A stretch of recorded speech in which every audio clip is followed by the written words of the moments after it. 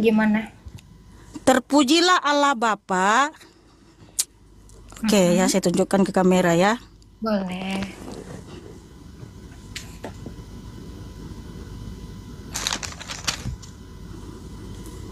Nih, terpujilah Allah Bapa, Tuhan kita Yesus Kristus, Bapa yang penuh belas kasihan dan Allah sumber segala penghiburan. Apakah kakak percaya itu? Terpujilah Allah, Bapa Tuhan kita. Berarti Bapaknya Tuhan kita. Hah?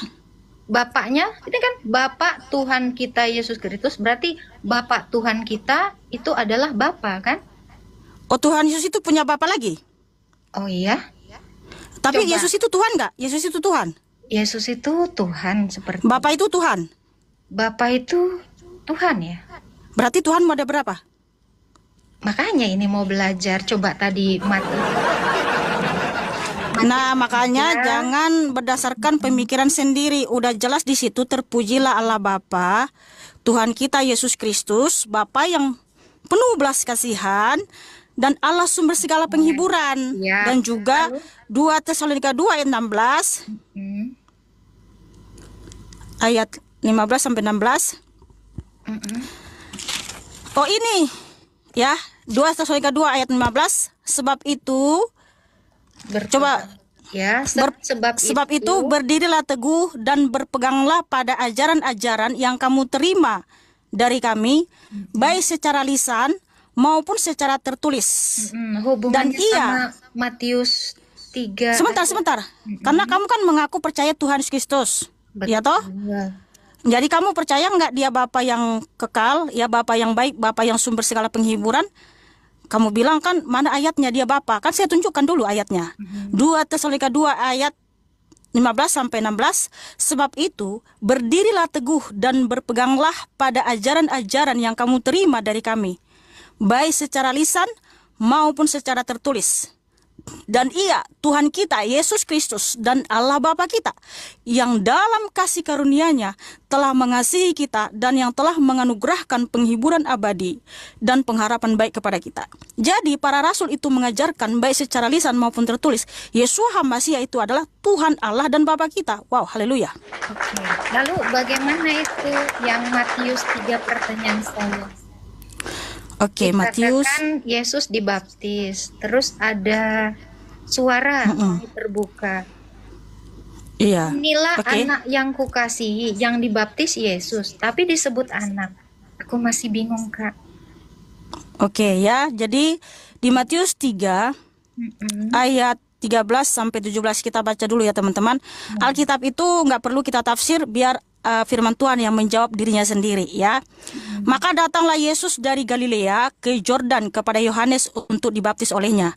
Tetapi Yohanes mencegah dia, katanya, "Akulah yang perlu dibaptis olehmu dan engkau yang datang kepadaku?" Lalu Yesus menjawab, katanya kepadanya, "Biarlah hal itu terjadi, karena demikianlah sepatutnya kita menggenapkan seluruh kehendak Allah." Dan Yohanes pun menurutinya. Sesudah dibaptis, Yesus segera keluar dari air, dan pada waktu itu juga langit terbuka dan ia melihat Roh Allah seperti burung merpati turun ke atasnya. Lalu terdengarlah suara dari surga yang mengatakan, "Inilah anakku yang kukasihi, kepadanya lah aku berkenan." Nah, suara siapa ini? Ya kan? Suara siapa ini? Inilah anakku yang kukasihi, kepadanya lah aku berkenan. Kan gitu. Oke. Kakak tahu nggak kenapa Tuhan Yesus disalib? Hubungannya sama ini? Ada hubungannya sama ini. Kakak tahu nggak kenapa Tuhan Yesus disalibkan sama orang Farisi? Menebus dosa. Karena Tuhan, alasannya kenapa Tuhan Yesus disalib sama orang Farisi? Kenapa orang Farisi ngamuk? Kenapa? Dia ngaku anak Allah. Terus apa lagi?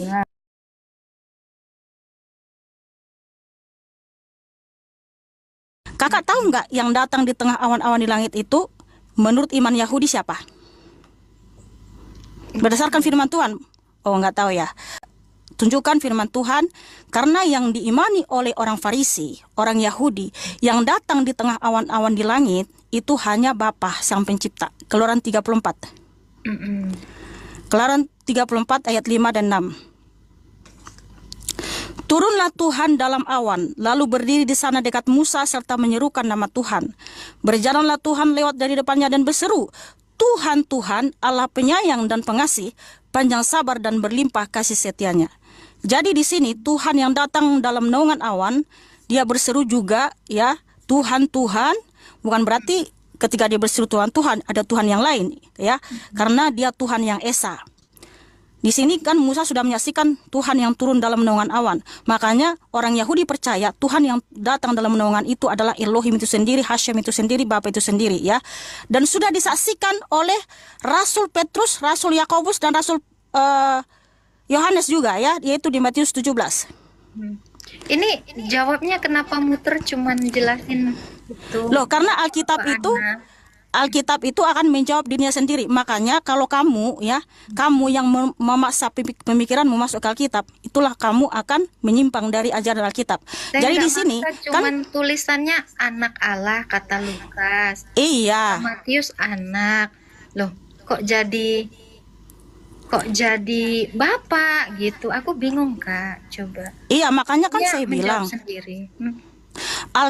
Alkitab itu akan menjawab dirinya sendiri. Kalau kamu kan sudah saya tahu kamu siapa, ya kan, sebentar Agatha, sebentar Wati kan, karena kamu memang entah apalah omonganmu, tapi nggak apa-apa, kita akan menjawab pertanyaan ketika kamu bertanya di sini karena kami mengasihimu, ya. Sebab kamu mengajarkan banyak yang menyimpang dari Alkitab. Karena apa? Kamu menjelaskan Alkitab itu berdasarkan pemikiranmu, bukan berdasarkan firman Tuhan. Sebab apa? Makanya saya bilang Alkitab nggak perlu ditafsir. Jadi kalau nggak ditafsir berarti dia anak Allah, ya? Sebentar. Iya, anak Allah itu siapa? Kan dijelaskan lagi sama Alkitab. Anak Allah itu ya Allah itu sendiri, 1 Yohanes 5 ayat 20, ya.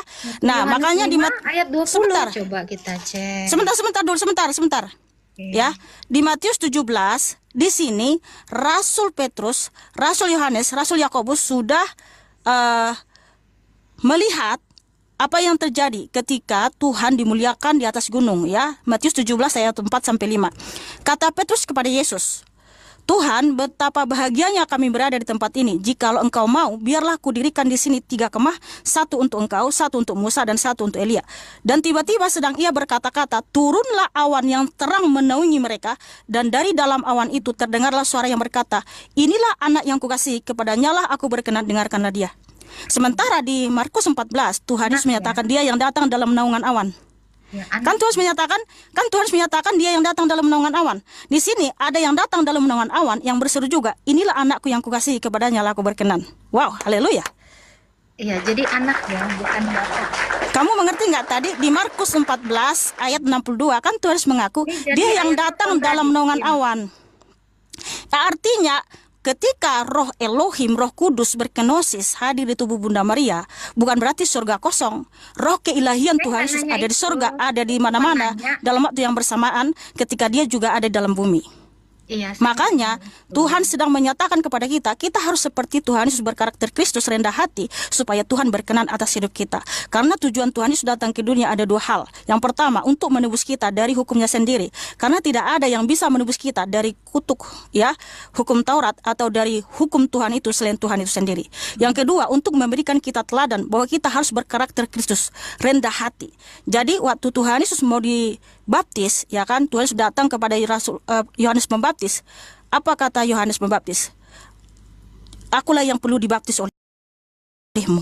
Tetapi Tuhan menyatakan biarlah hal itu terjadi untuk menggenapkan seluruh kehendak Allah. Kehendak Elohim adalah kita harus berkarakter Kristus, rendah hati. Jadi Tuhan Yesus Kristus adalah Tuhan Elohim dan Bapa. Ketika dia datang ke dunia, dia juga disebut anak Allah. Orang ngomong, ya. Kan kamu bertanya? Iya, ini jadi gimana? Jadi saya jelasin. Kata Lukas, engkau akan mengandung yang disebut kudus anak Allah. Terus tiba-tiba jadi Bapak Allah. Ini maksudnya Nggak ada Bapak Allah. Yesusnya Nggak ada Bapak Allah. Itu dia Bapak. Jadi gimana? Di dalam Alkitab tidak ada Bapak Allah. Oke, Allah Bapa. Oke. Nah, ini juga Yesus ini. Jadi gimana ini penjelasan Matius tadi? Jangan muter-muter gitu. Kan tidak muter-muter, berarti saudari nggak menanggap tadi, nggak menyimak. Karena di Kan situ Tuhan menyatakan dia yang datang. Yang kukasihi. Terus tiba-tiba jadi Bapak, gimana ceritanya? Ada promo ke Jepang sampai dengan 1 juta rupiah buat beli tiket pesawat, hotel, dan experience buat kamu yang pengen banget liburan ke Jepang. Don't worry, no rugi. Selalu ada promo ke luar negeri di Traveloka.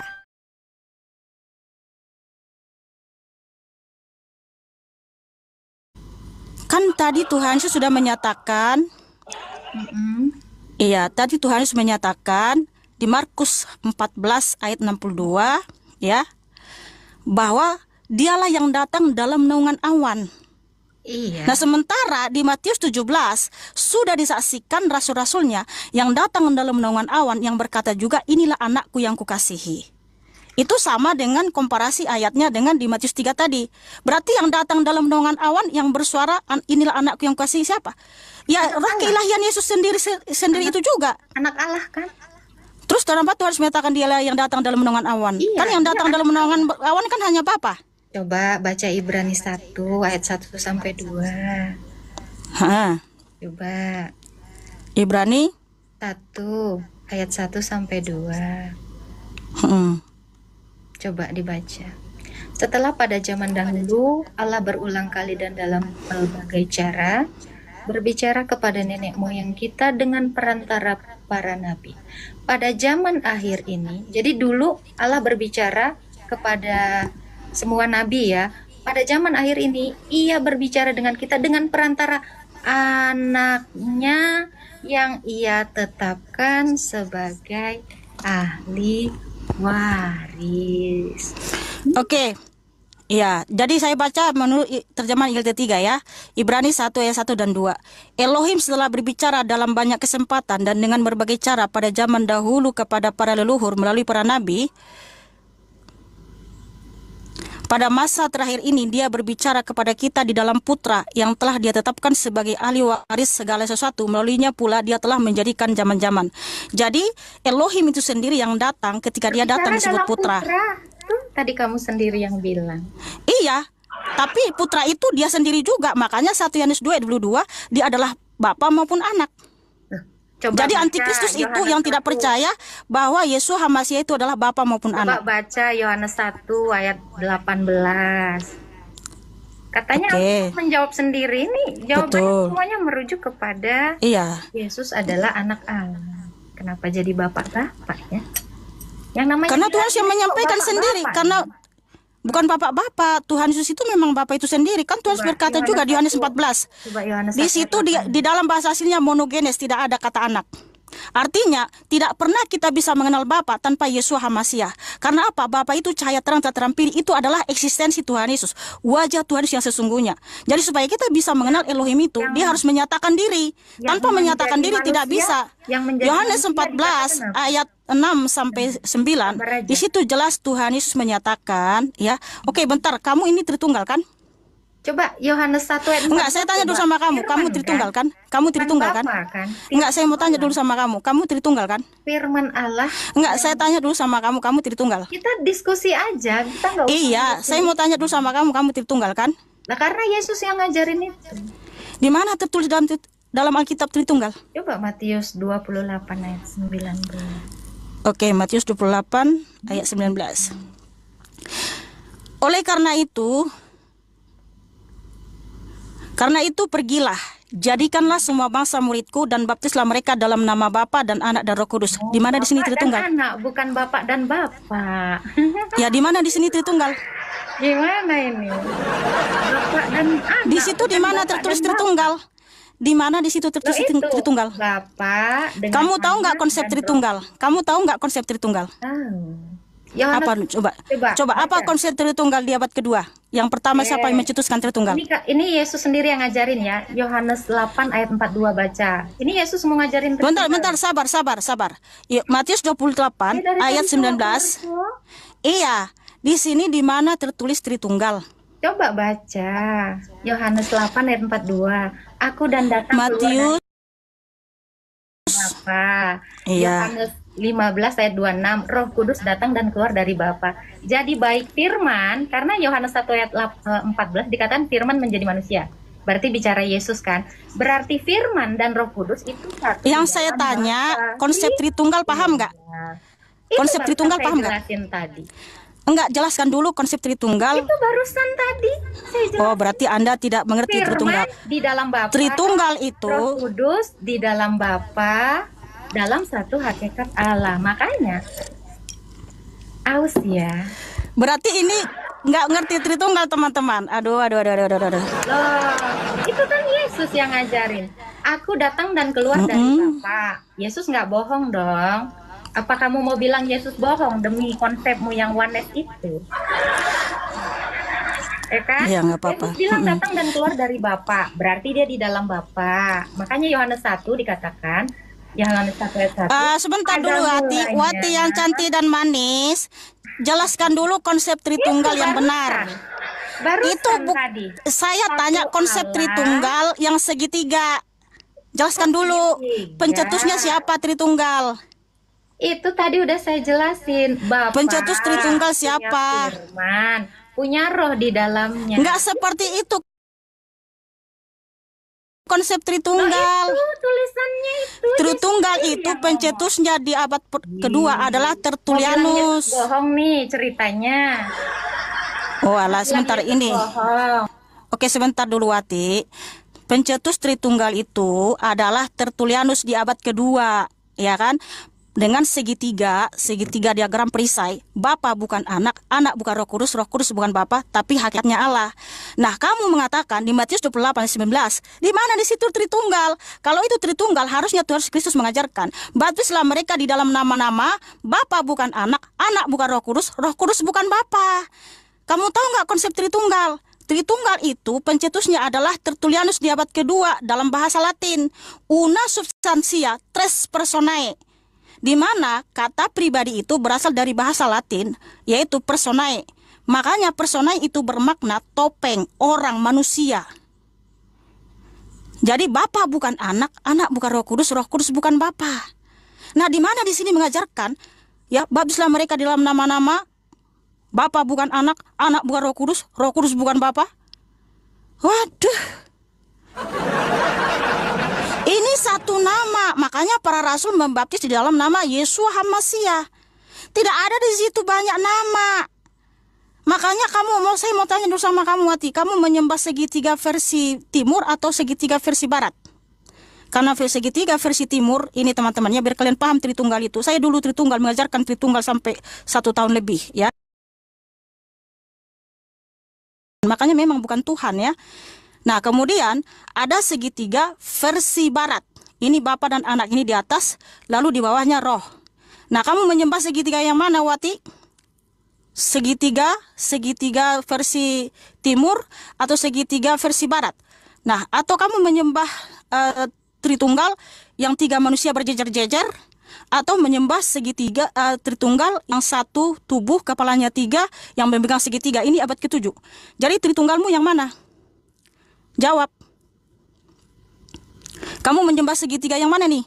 Teman-teman kalian menyembah segitiga mana? Versi barat, versi timur, apa versi barat? Tidak ada satupun Tuhan Yesus mengajarkan Tritunggal, ya. Tritunggal itu buatan Tertullianus di abad kedua. Pencetusnya adalah Tertullianus. Makanya mereka pasakkan Tuhan Yesus itu bukan Bapa, padahal Tuhan Kristus itu, ya, sudah menyatakan di Yohanes 14 ayat 6 sampai 9. Sekiranya kamu mengenal aku, pasti kamu juga sudah mengenal Bapakku. Sekarang ini, kamu telah mengenal dia dan telah melihat dia. Jadi saya mau tanya sama kamu, Wati yang cantik dan manis, kamu menyembah segitiga versi timur, versi barat, atau menyembah Tritunggal yang manusia 3 berjejer-jejer dari abad kedua sampai abad ke-6, atau Tritunggal yang manusia 1, kepala 3, memegang segitiga?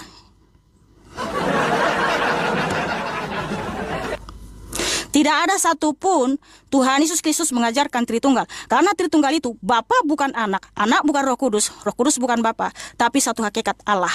Jadi kalau Tuhan Yesus itu mengajarkan Tritunggal, harusnya seperti ini dong. Pergilah, ya, baptislah mereka di dalam nama-nama, Bapa bukan anak bukan Roh Kudus bukan Bapa. Itu Tritunggal. Sedangkan Tuhan Yesus tidak pernah mengajarkan Tritunggal. Tritunggal itu ajaran Tertullianus abad kedua. Tertullianus aja sudah meninggalkan doktrinnya, beralih ke Montanisme. Kok kamu memungut sisa-sisa Tertullianus, kamu sembah-sembah, kamu puja-puja.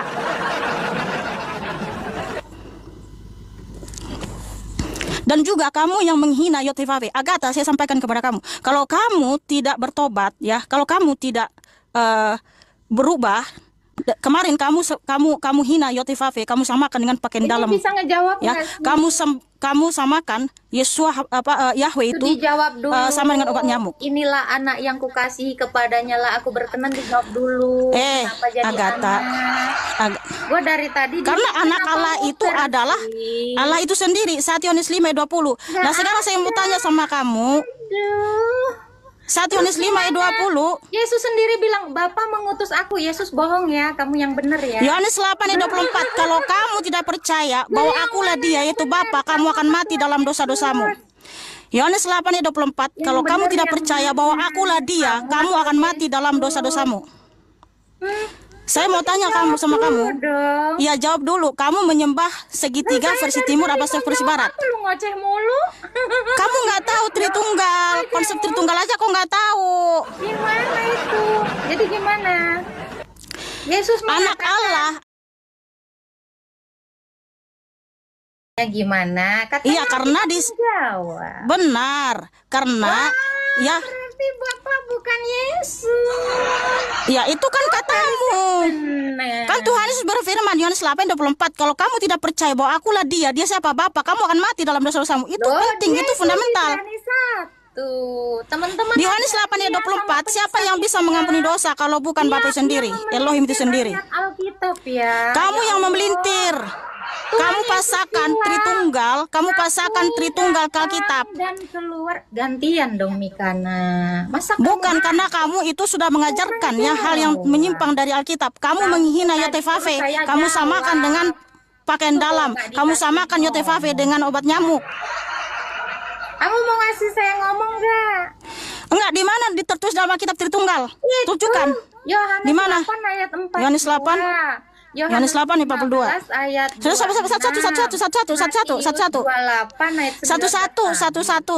Yohanes 8 ayat Yohanes 8:42. Oke. Kata Yesus kepada mereka, jikalau Allah adalah Bapamu, kamu akan mengasihi aku, sebab aku keluar dan datang dari Allah, dan aku datang bukan atas kehendakku sendiri, melainkan Dialah yang mengutus aku. Bentar. Roh Kudusnya mana? Roh Kudusnya mana? Roh Kudusnya mana? Rohnya mana? Oke. Kan Tritunggal itu. Yohanes 15. Loh, di sini di mana? Di mana? Bentar. Yohanes 8. 15 ayat 26 bukan. Sebentar dulu, Bunda Wati. Kan Tritunggal itu 3 pribadi, 1 hakikat, bisa dibedakan tapi tak terpisahkan. Nah, kalau kamu bilang ini Tritunggal, rohnya mana? Bentar dulu. Roh Kudusnya mana satu lagi? Yohanes 8:42. Kalau kamu bilang Roh Kudusnya kamu ambil dari kutip. Yohanes 15 Kan ayat Tritunggal 26 itu buka. 3 pribadi, 1 hakikat, bisa dibedakan tak bisa dipisahkan. Dulu, Kalau Yohanes kamu 15 ayat 26 buka dong. Katanya sebentar, sebentar dulu, sabar. Gini, kan kamu di sini mau belajar, malahan kamu di sini mau memasakkan Tritunggal. Tritunggal itu ajaran Tertullianus abad kedua, itu adalah pagan Yunani, ya. Jangan kamu pasakkan bawa ke Alkitab. Tritunggal itu 3 pribadi, 1 hakikat, bisa dibedakan tapi tak bisa dipisahkan. Nah, kalau di sini Tritunggal, lalu rohnya di mana? Baca Nah, kalau dong. kamu bawakan, Yohanes kalau kamu 15 bawakan ayat 26, dari ayat jangan lain, nggak dibaca. Yohanes 15 ayat 26 baca. kalau kamu bawakan dari ayat lain, Saya bacain ayat ya. sebelumnya juga Saya Tuhan bacain Yesus ya. sudah menyatakan. Boleh saya baca Alkitab? Oh alah, bentar. Kalau kamu mengambil dari ayat lain, Tuhan juga menyatakan Yohanes 8 ayat 24 ayat sebelumnya, kalau kamu tidak percaya bahwa akulah Dia, yaitu Bapa, kamu akan mati dalam dosa-dosamu. Jangan kamu pasangkan bahwa Tritunggal di sini. Makanya saya tanya, kalau ini Tritunggal, lalu rohnya di mana? Konsekuensi logisnya di setiap ayat harus ada roh. Konsekuensi logisnya harus ada Bapa bukan anak, anak bukan Roh Kudus bukan Bapa. Bertobat. Yohanes 15 ayat 26. Iya, di sini sabar Wati, ya sabar Wati. Kan Tritunggal itu 3 pribadi, 1 hakikat, bisa dibedakan tapi tak bisa dipisahkan. Sebentar, kalau kamu membawakan ayat yang lain, Tuhan Yesus juga menyatakan, Yohanes 8:24, kalau kamu tidak percaya bahwa akulah dia siapa? Bapa, kamu akan mati dalam dosa-dosamu. Yohanes 10:30, aku dan Bapa adalah satu.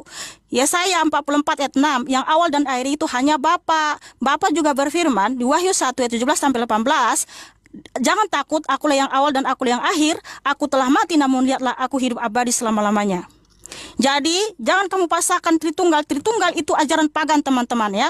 Jangan kalian sembah segitiga berlubang. Itu Tuhan Yesus sendiri yang bilang, datang dan keluar dari Tidak ada satupun kata Tritunggal dalam Alkitab. Tritunggal itu buatan Tertullianus di abad kedua. Pencetus Tritunggal aja sudah buang doktrinnya beralih ke Montanisme. Kok kamu pemungut? Ayo, Yohanes Kok kamu 15 memungut ayat 26. ajarannya? Yohanes Ya, 15 kok ayat kamu 26. memungut? Baca dong, Pergi. Yohanes. Shalom teman-teman semua, terima kasih sudah menonton video ini dan kiranya video ini menjadi berkat bagi kita semua dan kiranya kita dicerdaskan ya lewat diskusi antara Mihana dengan saudara kita Agatha, yang dimana Agatha dia memiliki paham Tritunggal sedangkan Mihana dia memiliki paham oneness, yang dimana oneness ini teman-teman mereka menyangkal bahwa Yesus itu datang sebagai manusia yang benar-benar jadi manusia. Itu yang pertama. Yang kedua, mereka menyimpulkan bahwa baik Bapa maupun Roh Kudus maupun Yesus itu adalah Yesus sendiri. Roh Kudus itu Yesus sendiri, Bapa itu Yesus sendiri. Padahal tidak demikian dalam ajaran kitab suci. Tetapi Tritunggal yang sekalipun rumusannya itu sudah ada sejak abad 2, tetapi itu dasarnya ada dalam kitab suci dan Yesus Kristus mengajarkan demikian. Yesus berkata bahwa aku datang dan keluar dari Bapa. Dan Yesus juga berkata bahwa hidup yang kekal itu yaitu mereka mengenal satu-satunya Allah yang benar, dan mereka juga mengenal Yesus Kristus sebagai utusan, dan bahkan Roh Kudus itu bisa diutus. Yesus berkata, aku meminta roh kepada Bapa supaya diutus. Nah teman-teman, artinya ketiganya ini berbeda tetapi satu dalam hakikat kealahan. Kita Kristen itu percaya bahwa Allah itu Esa. Nah Allah itu Esa, dalam Allah yang satu yang Esa itu, Allah yang satu itu Allah yang memiliki firman dan roh. Maka sesuai dengan Yohanes 1 ayat 1 sampai 14 dikatakan di sana, pada mulanya adalah firman dan firman itu bersama-sama dengan Allah dan firman itu adalah Allah. Dan di dalam Yohanes 1 ayat 14, dan firman itu telah menjadi manusia, itulah Yesus Kristus. Jadi Yesus itu adalah anak tunggal Allah, dan Alkitab mencatat bahwa tidak seorang pun yang melihat Allah, tetapi anak tunggal yang ada di pangkuan Bapa itulah yang menyatakannya, yaitu firman itu teman-teman ya. Nah jadi jangan sampai kita memiliki paham-paham seperti paham Mihana ini. Cuman paling celaka menurut saya dari paham Mihana ini ketika dia menolak Yesus sebagai manusia yang benar-benar jadi manusia, yang dimana dikandung oleh Maria selama 9 bulan seperti manusia pada umumnya.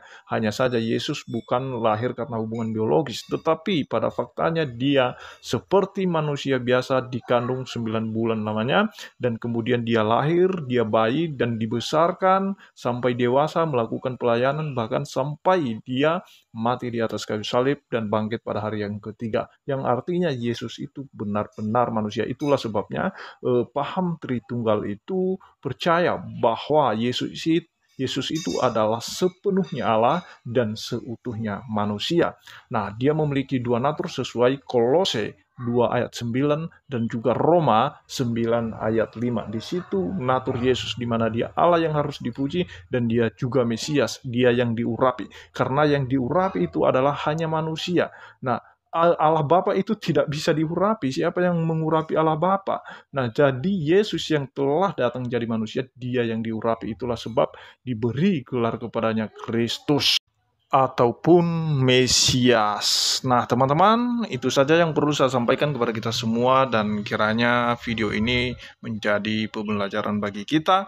Mari kita tetap kembali kepada pengakuan iman yang dimana gereja mula-mula bahkan kitab suci sudah mencatat bagaimana Allah yang kita percayai adalah Allah yang Tritunggal, yang dimana baik Bapa maupun Allah dan Roh Kudus itu adalah satu hakikat kealahan. Terima kasih Tuhan Yesus memberkati kita semua.